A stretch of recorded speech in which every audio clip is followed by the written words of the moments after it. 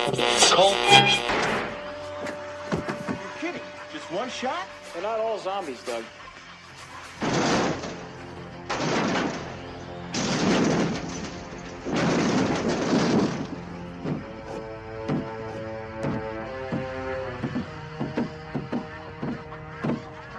How do you fight this thing? Maybe we could drown it in A1 sauce. Well, sometimes that is better.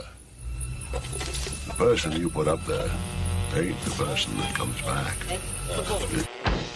It's a dance song to get down with. About 6 feet under. Get down. Ooh, I love this song.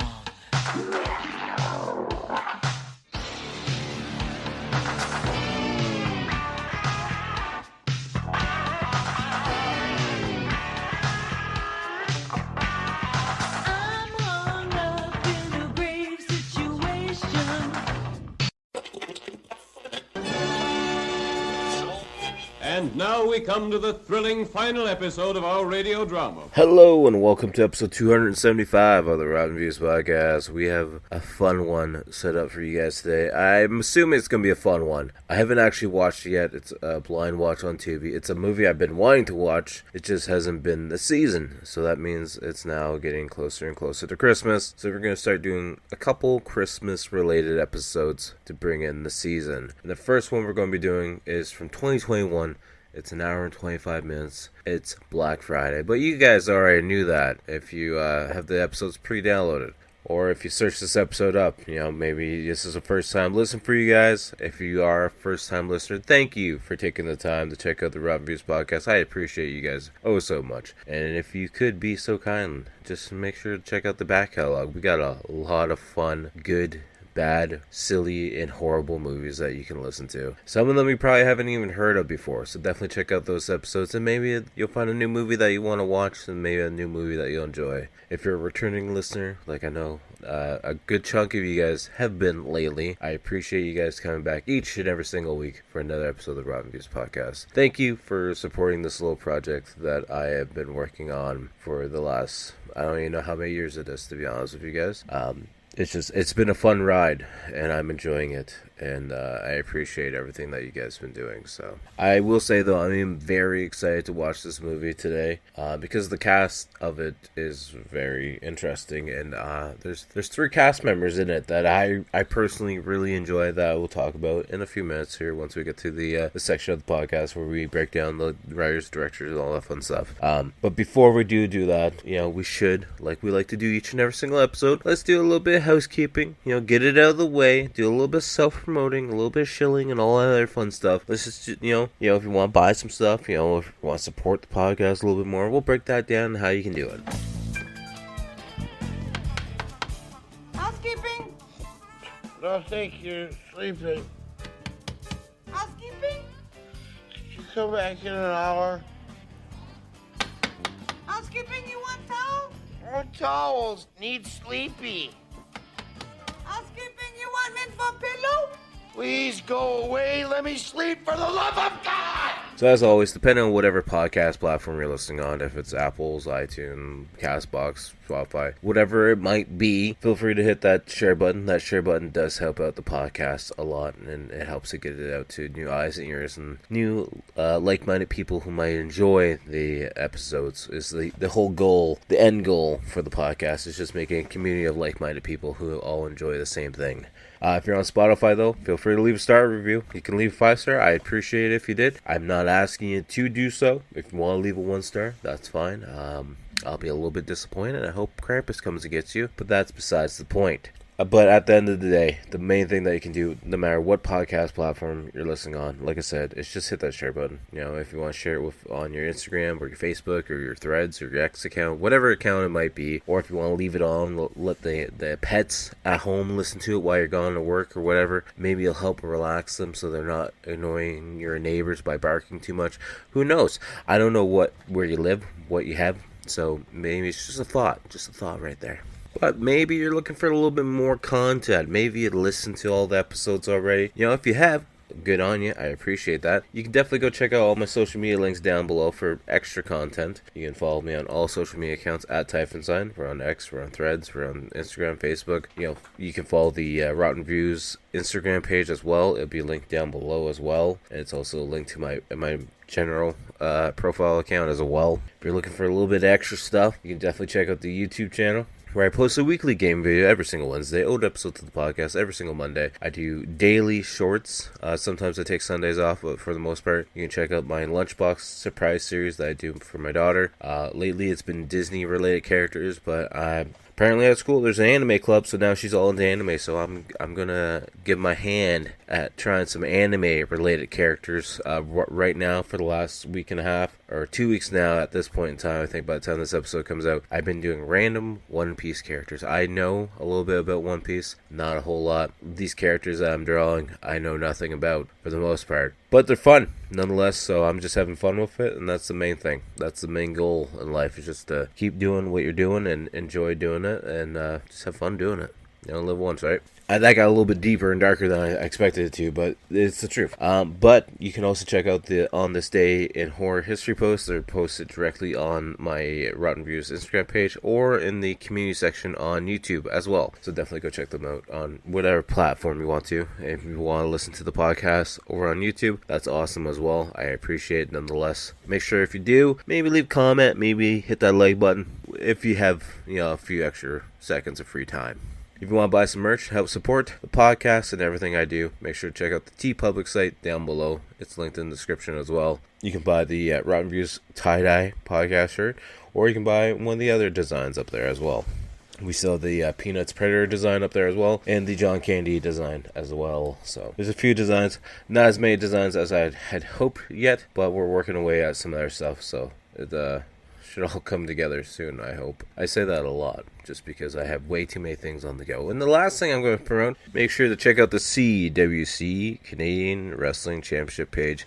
We have an Instagram page, we have a Facebook group, and the main thing I've been working on right now is the YouTube channel as well. We just been doing short content over there as well, but definitely go check out some fun videos over there. So if you're into wrestling and wrestling related news and such, definitely go check that out. Okay, I'm done promoting all the things I'm working on at this point in time, so we can get back into hand at talking about the movie at hand. That made no sense, but we're going to keep it in because I don't feel like editing it out. We're going to talk about the movie at hand. You guys are here to listen to me talk about Black Friday from 2021. It's an hour and 25 minute runtime. It's a comedy horror. I love the combination of comedy and horror. I think it's a fun mix-up between the genres. And you can watch this one for free on Tubi if you want to. So, like I do each and every single episode, I'm going to warn you right now. I'm going to talk about the movie from start to finish, hit all the points in between that interest me. That means it's going to be a spoiler-heavy episode, so you don't want to be spoiled. You should click off right now, go watch the movie, or if you're just going to listen to me, maybe I'll either make you really want to go watch the movie, or you'll be okay with skipping the movie. I leave that judgment call up to you at the end of this podcast episode. You can also apparently watch it for free on Plex if you're into watching it, the Plex app you're using. If you prefer the Plex app over Tubi. Me personally, I prefer the Tubi app over Plex. I find it just runs a little bit smoother. It has a better collection of movies. Maybe I'm a little bit biased. Tubi, if you want to sponsor the podcast, feel free to do so. I know you won't, but I'm throwing the offer out there if you want to be nice for Christmas. I'm just saying, just letting you know. But let's start discussing the movie. Like I said, it's an hour and 24 minute runtime. It says an hour 25 on Tubi, hour 24 on Google. I'm not really sure what the difference is. It's only a minute, but whatever. This movie has a 4.7 out of 10 on IMDb, 65% on Rotten Tomatoes, and 2.3 out of 5 on Letterboxd. Apparently it hit a box office of, I hope that number is wrong, because the box office says $1,581. I am truly hoping that is wrong because of the amount of cast members in this, but maybe I am just wrong in general. The description for this movie, as read from Tubi: on Black Friday, a group of disgruntled toy store employees begrudgingly arrive to work to open at midnight for the busiest shopping day of the year. The director for this one is Casey Thibault, which I've never heard of this person before, and I understand why, because they've directed a lot of music videos for like Aerosmith, Tech Nine. They did the TV movie Dream On, Stories of Boston's Strongest, New York Live in Concert, CMT Crossroads, Black Veil Brides. I know that band. They've done some Steven Tyler stuff, and this was the last movie they worked on. They also directed Barely Legal in 2021 as well. The writer for this one is Andy Griskoskovic. I probably butchered that one, but they haven't done much either. 2015, they did a TV series where they were writer for one episode of The Dreamers. They were the writer for this, and they were the writer for 2025's Marshmallow, which is a horror movie. But it seems interesting nonetheless.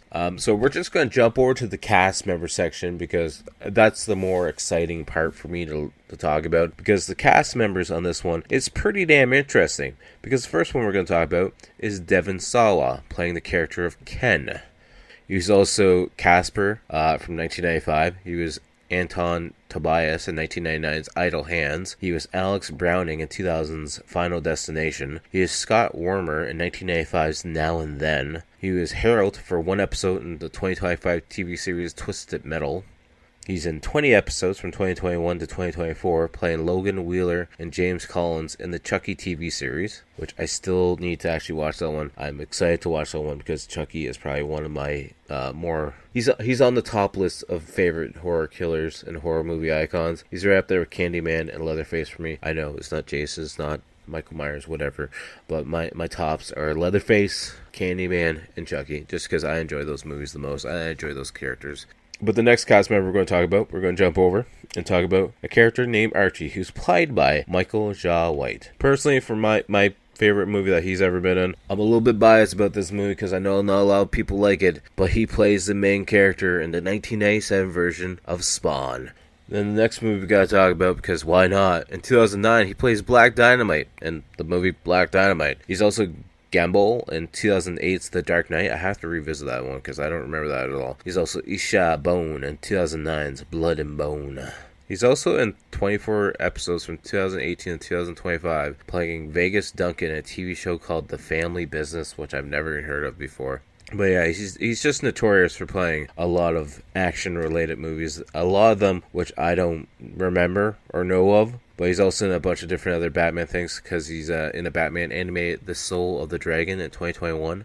He's also in 10 episodes from 2013 to 2019, playing Ben Turner, Bronze Tiger, in the TV show Arrow. And of course, the last character we're going to talk about is the character Jonathan, who's played by none other than Bruce Campbell, who's obviously Elvis Presley and Sebastian Haff in 2002's Bubba Hotep. He was Ash in the 1981 Evil Dead. He was also Ash in 1992's Army of Darkness. He also was in 30 episodes from 2015 to 2018, playing Ash from Ash vs. Evil Dead as well. He was in 7 episodes of Hysteria in 2024. We also got to mention his various roles in the Spider-Man movies. Spider-Man 2 in 2004. He played the snooty Usher in Spider-Man 2 The Game in 2004 as well. He played the narrator. He was also the tour guide in Spider-Man 2 The Video Game. I don't know why there's two different... I guess they just didn't want to label it. That's the same thing, but he's also tour guide in that game as well. And let's take a journey back, because from 1983 to 1984, he was in 27 episodes of The Adventures of Briscoe County Jr., which I don't know that movie at all, but I'm very curious what kind of character he plays in that one. Alright, now that we're done talking about the cast members, let's jump over to the tagline. The tagline for this one is Thanksgiving, and the Black Friday shoppers are coming for deals, bargains, and blood. So I guess it's more of a Thanksgiving-style movie than a Christmas-style movie. It's a seasonal movie, so we're just going to count it no matter what, because we're already this far into it, and like I said, I've never seen the movie before, so how would I know? But Black Friday is also like a Christmas-related thing, so we're calling it a Christmas movie. And apparently, this is a little fun fact, apparently the radio says the counties of Columbus, Carpenter, Lynch, and Wright have been evacuated. This is a nod to 4 directors, Chris Columbus, John Carpenter, Joe Lynch, and Edgar Wright, that served as inspiration for this film. fun little fact, I guess, for you guys to have in your little ear holes. But with that being said, let's get started on the movie at hand. This is going to be your final warning. I'm going to start talking about this movie from start to finish and hit all the points in between. So that means it's going to be a spoiler-heavy episode. So if you don't want to be spoiled, this is your time to turn it off, pause it now, go watch it for free on Tubi or Plex or wherever you want to watch it. Or just sit back, relax, listen to me talk about the movie, and I'll either make you really want to see the movie, or you'll be like, yeah, you know what, I'm okay skipping it. I leave that judgment call up to you at the end of this episode, though. It's all just my personal preference. I'm going to just explain the movie and say what I enjoy about the movie, and I know I don't have the same likes and preferences as everyone else, so maybe you'll find something that you enjoy a little bit more than I would, or vice versa. So I leave that judgment call up to you. So with that being said, if you're at home, hopefully you're comfy. Hopefully you're staying out of the snow. I know it's snowing right now upon doing this podcast episode, but then again, I'm in Canada, so we're getting used to it again. I'm kidding, we're not. We hate snow for the most part, and I'm already tired of it. But that's besides the point. I gotta deal with it anyways. And hopefully if you're at work, hopefully this helps you. I mean, not hopefully. But if you're at work, hopefully this helps you get through the day. Hopefully it helps pass the hours. And as I know most of you fine folks do, you're listening in the car, going to work, going to shopping, whatever it might be. Just keep your eyes on the road and get to where you're going nice and safely. That way you can listen to next week's episode. And I mean, so nobody gets hurt too. But that's besides the point, right? So with that being said, let's get started on today's episode at hand. We're talking about Black Friday from 2021. Presents Saturday Night at the Movies, the television series which each week brings you the finest in recent motion pictures. Tonight, Happy Black Friday. We love toys. We still on for pancakes tonight? Chris, you're on reg for the night. We're short-staffed. Wait up! I'm Emmett. You ever worked retail before? No. Well, there's no day more harmful to retail workers than this day. Oh, what do we love? Toys! Good job. Places, everyone! 3, 2, go, baby. Go Black Friday! Thank you very much. Happy holidays. Holy What the There is something wrong with the shoppers. Oh, we gotta do something. We're 1 hour into Black Friday, and we're escorting customers away from the store? No! Was that the new guy? Our shoppers are going crazy. Whatever you do, don't let them gather. They're building something. At this point, we're just in their way. We're gonna have to fight.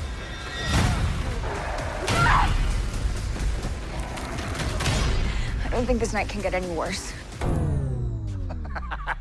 Does anybody else just think that's funny? I told you they never die. We have to make a run for it. Exactly. Black Friday is over! Chucky says we're all going to die. Back up, homie! Of the fire, we'll sit and admire the stockings all filled up at last. Rations of all the glitter, silver and gold. I love it here. The police are here. Thank God. It's the time. The most magical time of the year. Got your doorbusters right here, motherfucker. So we have some eerie music playing, and then there's this guy walking up to the front window because there's people banging on the glass. He's like, shoppers are right? Man, these guys are freaking vultures. And then we just cut to him. It's dark inside the store, and for some reason, he's only got like a flashlight. He's trying to put up the Black Friday sign, and then something comes crashing through the roof and just makes a giant hole. He's like, shit. So then the guy climbs down from the ladder, and he's looking around to see what crashed through the roof. He's got his flashlight in hand. I'm not sure why he's trying to put signs up with the lights off, but whatever. And he goes down the aisle with all the TVs and stuff, and he's looking on the floor, and there's a big sack of something just like mutating on the floor. He's like, what the fuck is that thing? It's like, it's probably not good. It looks like it's alive, and it looks like it's an alien form of something. And then out of nowhere, it just shoots out, and we can tell that the guy gets hit because then blood goes all over the 50% off sign behind him. Apparently the guy that had to put the signs up was named Monty, because then these other two workers come looking around and be like, hey, Monty, where are you? Monty, you had one damn job, Monty. Jesus Christ, why didn't you do your job, Monty? And then the guy's looking around with a flashlight because they're still got the lights off for some reason, and something hides underneath one of the shelves, and the guy screams, and then we just see a mutated hand popping out from behind the shelf, and then we just cut to the intro credits, and Black Friday, just bold, pops up on the screen as some Christmas-style music starts to play. Or I guess this is like festive toy music. I don't really know how to explain it. Fun fact, I did not know while looking at the intro credits, Bruce Campbell was also a producer for this. Then we see Ken getting ready to drop off his $2 at the mom's house because they're clearly separate. And the kids are like, oh, come on, mom's house is so boring. And mom's new boyfriend uses Zax spray. And it's like, it's so lame. He's like, yeah, I know he's kind of lame, but, you know, guess what? It's your time to watch you guys, so. Ken's like, all heroes, kid, work on this time of day, you know, this special day. You know, firefighters, police officers, your dad, Grant there. He doesn't work today. Look at that lovely sweater he's in, huh? That's something else, right? And then we cut to this character, Chris, who's played by Ryan Lee. He's like, hey, anybody see my hand sanitizer? And the dad's like, go check that mess of a room. He's like, well, have you guys seen a new one? He's like, hey, Christopher, we're trying to have Thanksgiving dinner here. Can you stop being a pain in the ass and stop interrupting me trying to eat this pie? Of course, it's Ken picking up Chris because they work in the same spot. He's like, come on, turn that frown upside down, little Chris. Wait, you don't look like you're happy for working on Thanksgiving. He's like, Chris looks in the back. He's like, oh, nice booster seat. You got some juice boxes for later? Ken's like, booster seats for you, little buddy. You gotta go sit in it. So we see the two of them showing up at We Love Toys, and there's a whole giant crowd of people wrapped around the store waiting for the Black Friday midnight sale to start. Because you got nothing better to do with their lives, apparently. Fun fact, I've only ever been to like one midnight release opening, and it wasn't for like shopping or anything. Well, it was kind of shopping. It's back when, I think it was 2015, 2014. I'm not even sure how old the game is. But when GTA 5 came out, I know EB Games in town was having a midnight release. I'm like, sure, why not? I was in college at the time. I'm like, I got nothing really to do. I'll just take the day off, and that was good memories.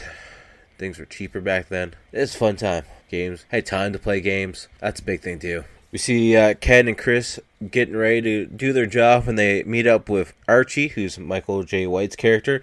He's like, hey guys, ready for the shit show? It's like, yeah, pretty much. Then we have Ken going to talk to Marty, another co-worker. He's like, hey, I thought we weren't going to wear the same outfits today.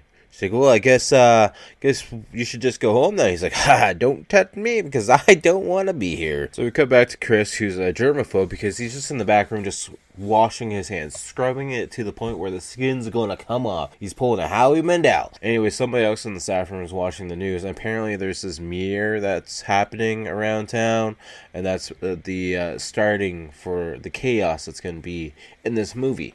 So then we see Chris talking to another coworker, Anita, in the back room. She's like, yeah, happy Black Friday, Anita. She's like, it's Green Friday. Actually, corporate has changed it to Green Friday because black is racist. And apparently Anita's giving Chris some slack because apparently the back of his shirt isn't tucked into his pants like it's supposed to be. It's hanging out a little bit. I didn't catch this guy's name, but he's one of the coworkers, and he goes outside for a smoke. He's smoking in front of the no smoke sign, and then the door closes behind him. He's like, god damn it, Chris, I'm locked out yet again, bro. Don't make me come in with all those other suckers. And then he looks over at a car in the parking lot, and there's like a purple goo underneath it. And next thing you know, we hear a sound of a monster coming up, and we see his smoke drop to the ground. We can assume he's dead now, probably, or infected, one of the two. We have Chris complaining to Ken and Archie because apparently Chris has come in multiple hours early to learn how to drive the forklift, and he's never once been able to use the forklift. And Archie's like, well, at least it'll come in handy if you ever have to, I guess. And then the security guard comes up and be like, hey, everybody quiet, we're getting ready for the opening. And the manager comes on the PA system, and of course the manager is Jonathan, Bruce Campbell's character. And the last thing that he mentions on the PA system being like, corporate has just informed me that we're not going to be able to offer any paid breaks for you tonight. Have a good night, guys. Good luck, have fun. We also see that Chris gets some bad news because apparently he's going to be on cash registers all night. And, being a germaphobe, he doesn't really like that idea at all. And then we see Ken walking down the aisle to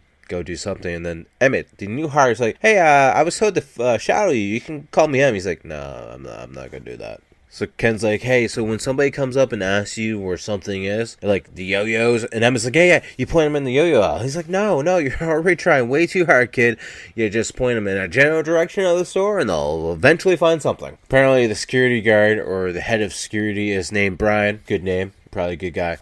He unlocks the door for everyone to come in, and they just break in like a herd of elephants torpedoing through everything like rioters, and they're already fighting over toys as soon as they get in the front door. And as everyone's just running through the store, we just see Ken stand behind an aisle just watching everyone run through the front door, being like, yep, it's going to be a fun one. We see Anita catching people through with no problem whatsoever, and then we see Chris trying to catch someone through, and there's sticky stuff all over the keyboard, and he's getting a little annoyed by it. And then there's an old lady like being like, come on, Dickless, get it, let's get going, come on, Dickless. Of course, you know, Chris being the germaphobe, and there's like syrup or something on the keyboard, so he's having a little bit of a panic attack. And this old lady's probably way past her bedtime because, you know, the store opened at midnight. But anyway, she decided to go get Brian, the security guard, being like, what's the problem over here? And she's like, pussy boy over here is taking forever. So Brian's a dickhead in this movie because he closes down Chris's lane, being like, hey, full disclosure, somebody blew chunks on the ride-on in the back, and guess what? You're gonna go clean it up, alright, buddy? Ken is walking down the toy aisle, and he's like, these goddamn idiot customers. And he goes to pick up a toy that's left on the ground to put it back in the right spot. And of course, that old lady's on the other side of the wall, being like, oh, idiot customers, huh? I'll rip this whole damn store apart. You want me to rip the store apart? He's like, I'm just gonna put this toy in front of your face and not talk to you anymore. Anyways, Chris goes to clean up the chunks that are on the aisleway, and I'm not really sure what the person was eating to puke up like that. But then we see this big giant box. It's like one of the little kids blocks, but it's like oversized with the layers on it, and it's getting pushed towards Chris. He's like, sir, can I help you? Can I get some help for you? And this guy is mutated behind the box, and then another lady starts jumping on Chris and starts attacking him, and she's mutated as well. And then we just have Archie in the back looking at a magazine and be like, huh, did I hear something? So then Archie comes out of the back door and looks around being like, Chris, what the fuck is going on? And then we see Ken skateboarding around. He's like, it's taking me 2 years to learn how to do this. And then Emmett's like, so what happened to that Chris guy? And then Ken's like, I'm not really too sure, actually. It sounds like he smashed some old lady with a pink Cadillac or convertible toy or something. And then Emmett hears someone in the store. And he goes over and sees someone crouched down looking in the aisle. And he's like, sorry, we're actually closing because, you know, an accident happened in the store. And then we just jump to the back room where Anita's asking Archie what happened. He's like, I don't know, I just came out and the whole back of the store was a complete disaster. And then we see them zip tying Chris to a chair in the back room because they thought he went crazy. Chris is like, I'm really sorry, I didn't mean to smash that lady or crush her. You know, you need to check the security camera. And Brian's like, I ain't checking shit. This is a civil arrest. Then we cut back to Emmett, who's checking on that lady that we mentioned a few seconds ago, and she's got like boils and blisters all over her face, and then she literally pukes into Emmett's mouth. And Ken's walking by being like, oh shit. So he grabs his skateboard and breaks it over the back of her head. So then we see Ken dragging Emmett into the back room. And he's like, I don't know what the hell's going out there, guys. This is some next level bathwater bullshit. And then, of course, Jonathan, the manager's there. He's like, oh, no, it's just Black Friday. Everything's just being a little bit crazy. Remember, Anita got black eye last year and she walked it off like a champ.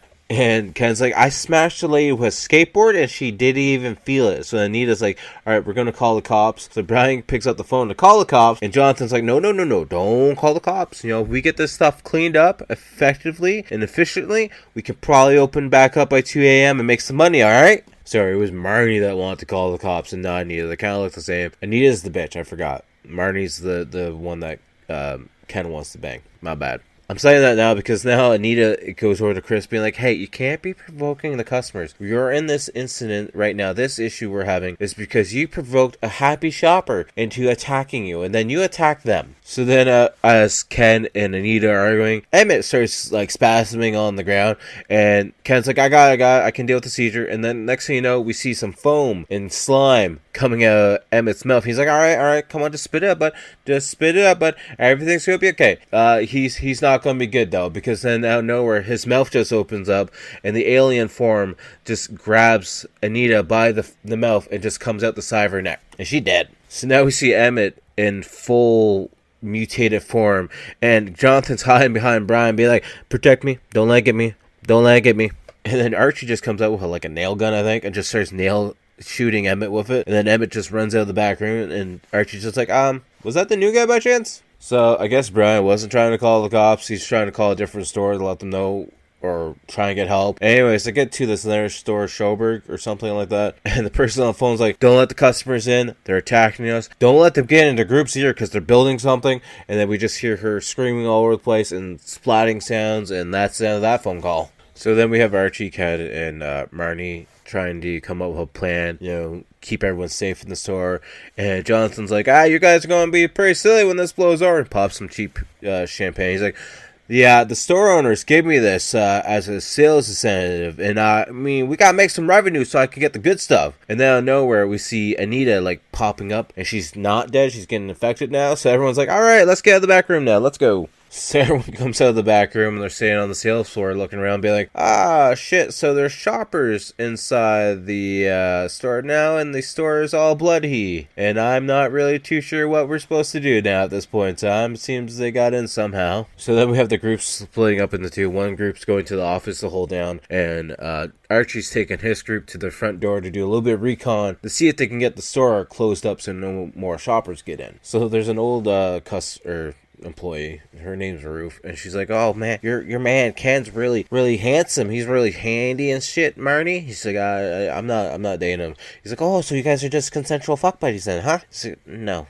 we're not. So Archie's group consists of Brian and Chris, and they're making their way to the front door. And Brian has like a little toy sword. Might be a blow-up one, might be a styrofoam one. I'm not sure what it is. But anyways, he steps on something that pops, and then one of the infected run at them, and then Archie just pops up and nail guns them in the head. We see Archie and the two guys making their way over to the side door to get locked. And Archie has a fire extinguisher in hand. We hear one of the infected running in, and he just wails him in the head and drops him to the ground. Close the door, thumbs up. We're all good. We're all locked now. We also see that Ken and Jonathan go to the washroom because Ken wants to get a secret stash of booze out of the tiles in the ceiling, and Jonathan needs to go to the washroom really badly. Anyways, while Ken's getting the secret stash out of the tiles in the ceiling, it falls, breaks on the floor, and then as he's looking down at the glass and the liquid just disappearing into the floor, we look over to the other stall and we can find out we see some shoes, so that means somebody else is in the washroom with them. Ken slowly creaks open the door to see who's inside, and it's the delivery guy from earlier that, well, I didn't really mention because he's just there to drop off some toys. He had to go park a Buick essentially in the washroom, as in, take a deuce, and then he just torpedoes at Ken, slams up to the wall, then slams him on the floor and starts choking him. And then Jonathan finally gets a scared ass out of the washroom, grabs the broken ball that fell to the ceiling, and stabs the delivery guy in the neck. Or maybe it's Ken, maybe handed the ball to Ken. Anyways, the delivery guy got stabbed in the neck, though. And then Marnie's like, well, I saw that at the Santa's Village at the other side of the store, the infected were trying to gather together. And Ken's like, yeah, I was in the washroom, and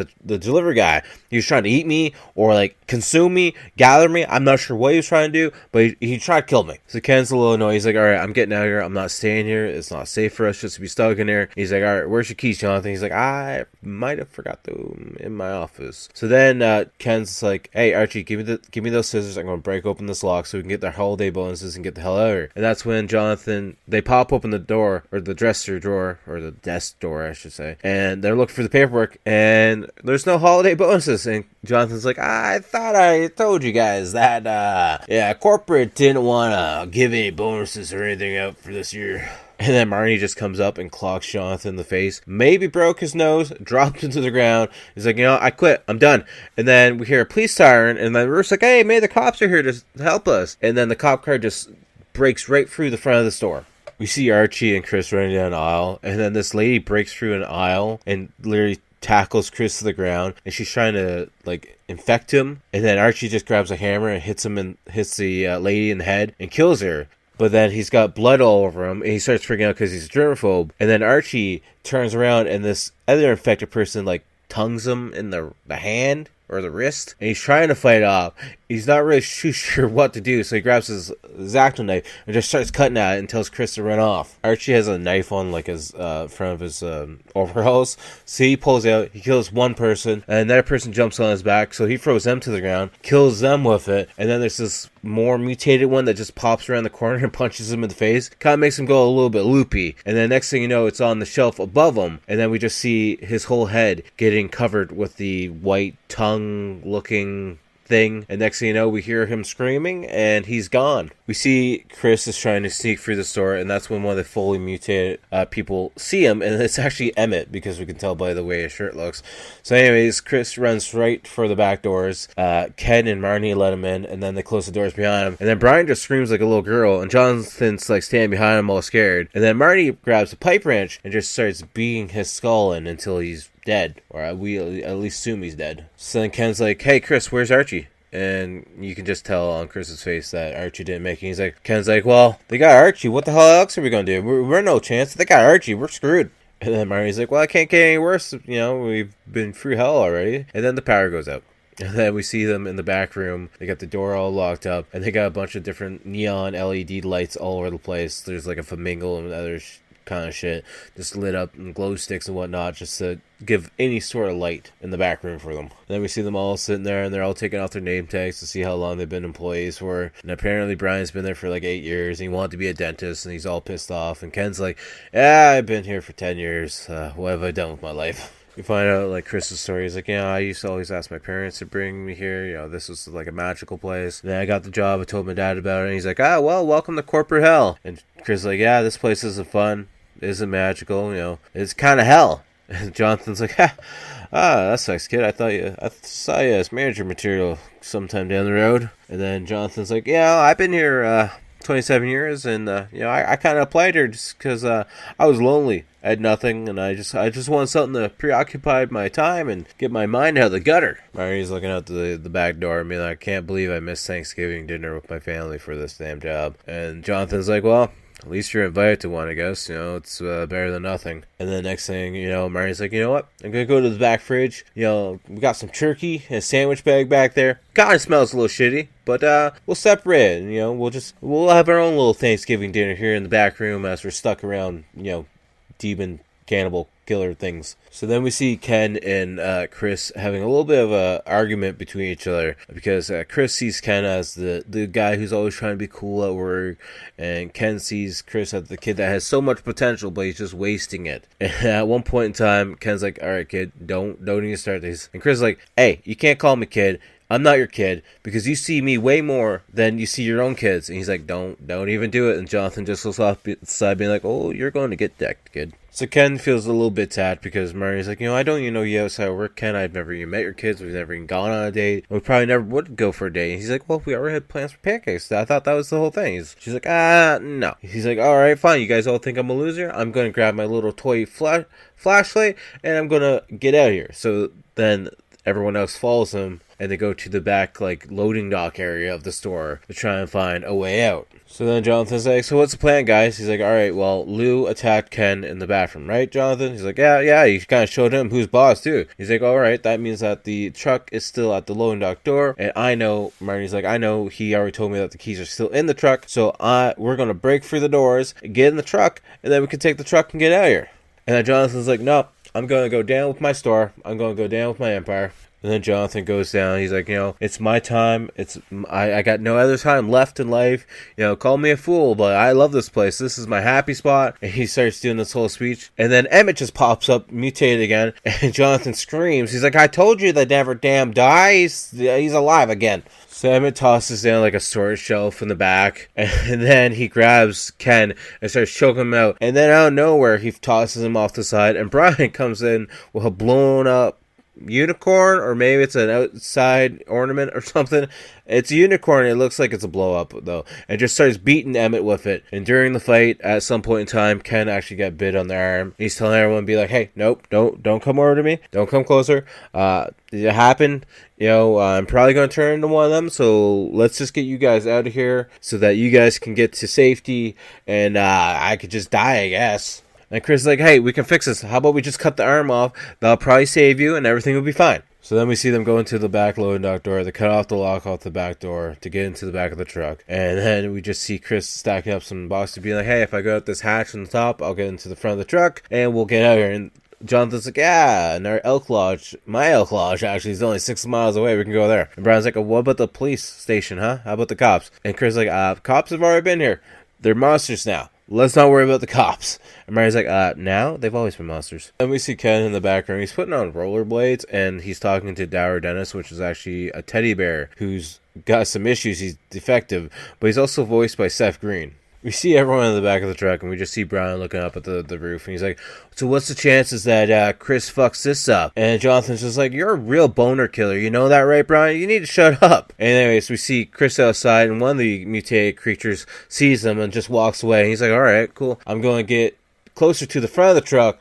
And then a bunch of them start running around the corner at him, so he jumps in the truck, and he's pressing a bunch of buttons, because he doesn't know what the hell he's doing. So we see Ken talking to Dower Dennis, the teddy bear. He starts to spark. He's like, hey, you gotta shut up. They're gonna hear us in here. And then someone keeps banging on the door. And Ken's like, hey, this is for employees only. And it looks like it's the grouchy old granny who's now in full creature form. And she breaks through the door, and Ken starts to rollerblade away, throws Dower Dennis, and he's on fire now into a bunch of boxes. And then we see Chris coming back through the top of the truck being like, so there's issues. Didn't really know how to drive it. I saw one of the coworkers out there. He's like Emmett, but he's kind of worse, to be honest with you. And we got to be quiet or they're going to hear us. So we see the truck shaking a bit. We see everyone dropping to the ground. One of the monster's hand comes through and starts grabbing Marnie by the shoulder. So Chris grabs the bolt cutters and starts chopping the fingers off to save her. And that's like, all right, we got to open the back door. We got to get back into the store because these things are too strong and way too fast. And we're sitting ducks inside this trailer. We see them open the bay door of the trailer.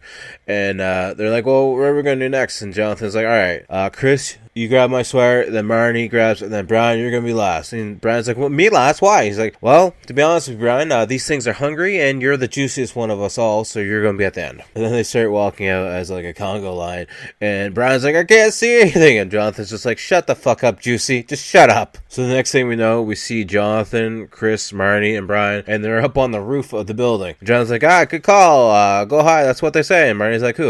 He's like, I don't know. Sports people, I guess. I don't know. So as they're on the roof, we see the fire spreading throughout the store a little bit more. And Jonathan's like, no, we gotta put the fire out. This is my happy place. We gotta put the fire out. And then we hear the glass roof starting to break. There's certain spots like skylights, and the mutated creature where they're all conforming in one, it starts breaking through the top of the roof. And it's like, all right, I guess we're in trouble.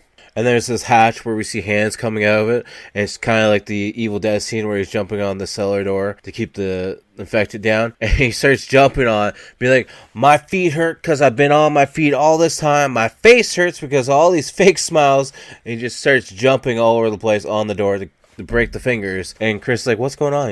Marnie's like, I think he's finally had enough. I think he's breaking now. And then he goes on, gives a speech about how the kids that work for him are family and he loves them. And then he opens up the hatch door and he's like, attention shoppers, Black Friday is over. And he just jumps in the hatch to get, ripped apart by the infected. This whole time this is going on, Ken is still trying to get away from the angry monster granny. And the next thing we see, he finds his phone where he sees a text message saying that his family's safe and the girls are safe. And then next thing you know, he's just getting dragged by his rollerblades throughout the store. And as the granny creature's running him through the store, he's like, excuse me, ma'am, we have a shoes, no shirt policy.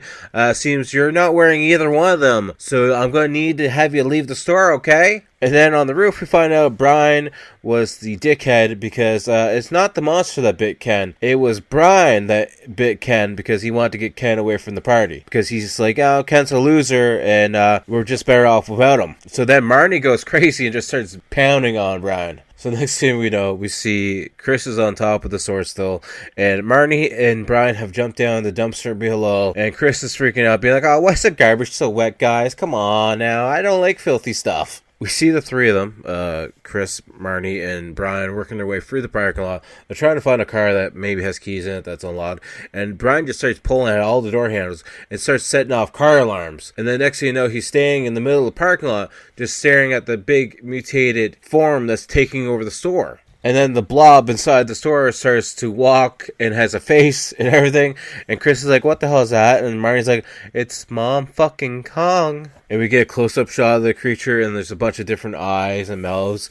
And Brian's like, it's all the shoppers. Yeah, you probably won't understand this. It's a manager thing. But maybe I can talk some sense into it. So then Brian starts walking towards the creature and starts yelling at it, being like, hey, my name's Brian. I'm the manager. I love toys. I know you're scared. I'm a little bit scared. Remember Black Friday in 2016? It was a fun time, right? and the creature starts roaring at him. And then Brian gets ready to say that the customer's always right, and the creature puts down one of his claws and just kind of flicks him across the parking lot. And then Ken starts running out of the store being like, knock, knock. All right, guys, I get it. It's a bad time for a dad joke. All right. Yeah, I'm glad you guys are safe, at least. So then Chris comes up with a plan. He's finally going to use his forklift operating skills to, make this plan come true. I'm not really sure what his thought process was, but he gets in the forklift. The creature spits its tongue thing at him, and he's putting it in reverse to try and pull at it. And then he jumps out of the forklift, and the creature sucks the forklift in, but I think it gets it right in the eye or something, because now it's just screaming in pain. And Chris is like, I think I might have pissed it off. But then we see a bunch of explosions and a bunch of fire comes popping out, and the whole store just crumbles down into pieces. And that's when they all run to Ken's car to try and get away.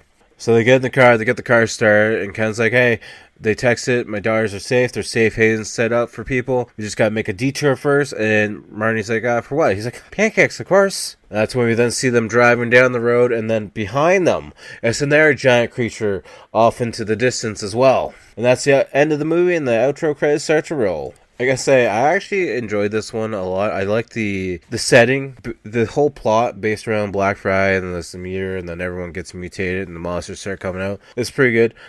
Pretty good cast members. I actually really enjoy the cast a lot. I wish Michael J. White survived a little bit longer, but it's understandable. It is what it is. Not everyone can survive. I understand. The fact that Seth Green is the voice for the defected toy teddy bear that keeps talking about how depressed his life is, pretty funny. And then the mutated granny creature, the full bodysuit, actually looked pretty cool. Emmett's mutated skin looked pretty cool as well. And I just thought the movie was fun all around, and I really enjoyed it. On the Rotten scale of 10, I'm going to give it a 7. I enjoyed it. I thought it was fun, and I would definitely watch it again. Which brings us to a point in time where we got to pick what we're watching next week. Alright, so next week's movie is another first time watch. It's another newer movie. It's 2022. It's an action movie. It's still in the Christmas genre though, and it's starring David Harbour. We are watching for the very first time Violent Night. I've seen the trailer multiple times. I've been wanting to watch it, just have never gotten around to watching it, so we're going to do it for the podcast. So make sure to check that one out on Netflix if you guys want to beforehand. If not, just wait till next week's episode and you can listen to me talk about the movie at hand. But with that being said, make sure to check out the outro band, Toronto-based horror band Blood Opera. If you're listening on Spotify, they are linked directly to each and every single episode now. If not, you can check them out on Amazon Music, YouTube, and any other music platforms. All their links are down below. Make sure to check out all my social media links down below as well. At Typhon Zion, you can find me on Instagram, Facebook, TikTok, Threads, X, whatever it might be. If you want to buy some merch, make sure to check out the link down below. You can find the podcast tie-dye shirt as well as the Charlie Brown Parrish design and the John Candy design. Multiple sizes, different fits and whatnot, so definitely check that out as well. The last thing we're going to promote is the CWC Canadian Wrestling Championship page. You can find it on Instagram, Facebook, as well as the YouTube channel where we have various content over there as well. Until next time, I'll talk to you guys all later. Peace. Whisper in the classroom, the writing on the wall. What's blood?